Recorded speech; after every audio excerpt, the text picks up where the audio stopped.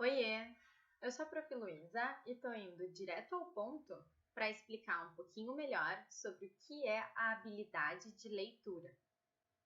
Aprender sobre o processo da leitura exige que a gente entenda sobre todas as variáveis presentes nele. É o caso, por exemplo, da habilidade de leitura.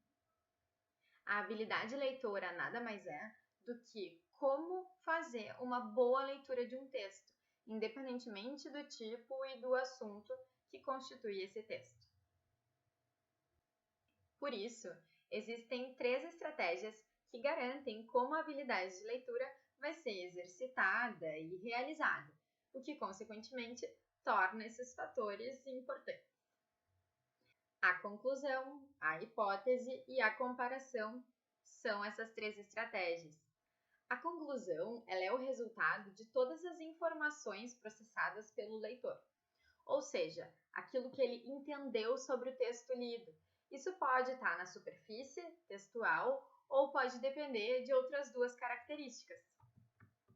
A hipótese é uma dessas características, já que um bom leitor levanta possibilidades sobre o que lê. E isso inclui pensar sobre o processo de criação desse texto lido, ou seja, se colocar no lugar do autor, por exemplo. Também a comparação é mais uma característica essencial para uma boa habilidade de leitura, já que aqui o acervo pessoal vai ser acionado e vai fazer com que a gente relacione esse texto a outros que já foram lidos. Todas essas 3 características, essas 3 estratégias, elas são importantes para construir uma teia de sentidos, o que é um dos propósitos do ato de ler. Então, a partir disso tudo, é impossível a gente não relacionar a habilidade de leitura com a competência leitora, já que aqui a gente aprende a como saber fazer, ou seja, aprender a fazer uma boa leitura. E a habilidade leitora é como fazer essa leitura plenamente, utilizando os recursos da comparação, da conclusão e da reflexão que a gente acabou de falar.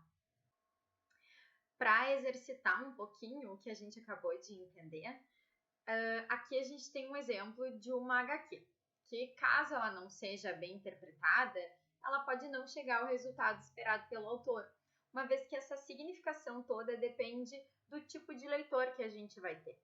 É possível a gente identificar aqui os recursos do gênero textual das histórias em quadrinhos.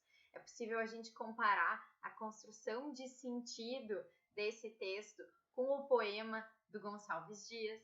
E ainda é possível a gente refletir sobre uma crítica que está sendo feita, por exemplo, ao desmatamento, e que obviamente tem consequências, tanto na fauna quanto na flora do nosso país. É isso. Até o próximo, direto ao ponto.